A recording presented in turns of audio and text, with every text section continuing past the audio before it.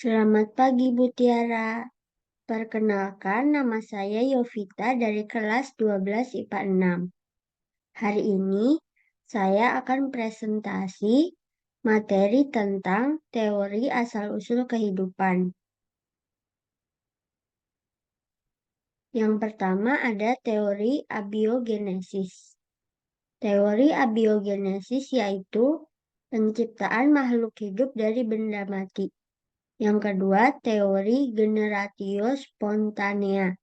Makhluk hidup terjadi secara spontan. Tokohnya ada dua, yaitu yang pertama Aristoteles. Menurut Aristoteles, cacing itu berasal dari lumpur. Dan yang kedua ada Nedam. Menurut Nedam, mikroba berasal dari udara. Yang kedua ada teori biogenesis. Teori biogenesis yaitu penciptaan makhluk hidup berasal dari makhluk hidup sebelumnya. Tokohnya ada tiga, yaitu yang pertama Francisco Redi. Kesimpulan dari percobaan Francisco Redi yaitu toples yang tidak ditutup banyak muncul belatung. Yang kedua, Lazzaro Spallanzani.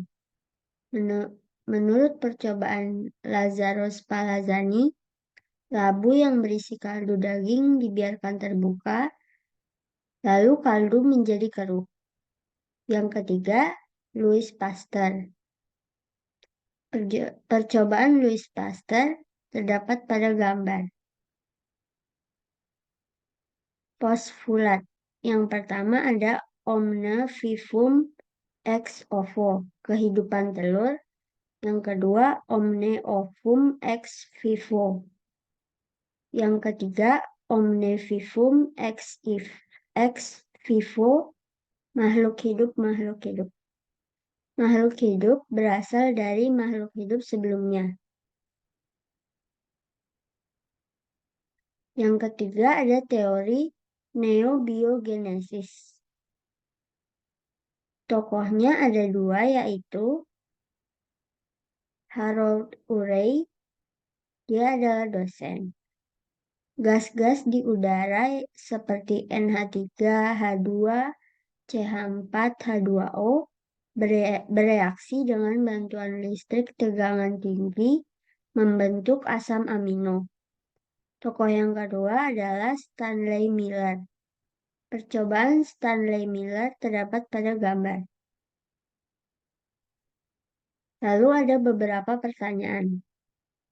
Pertanyaan yang pertama adalah, teori tentang asal-usul kehidupan diantaranya adalah, pertama, teori kreasi gas.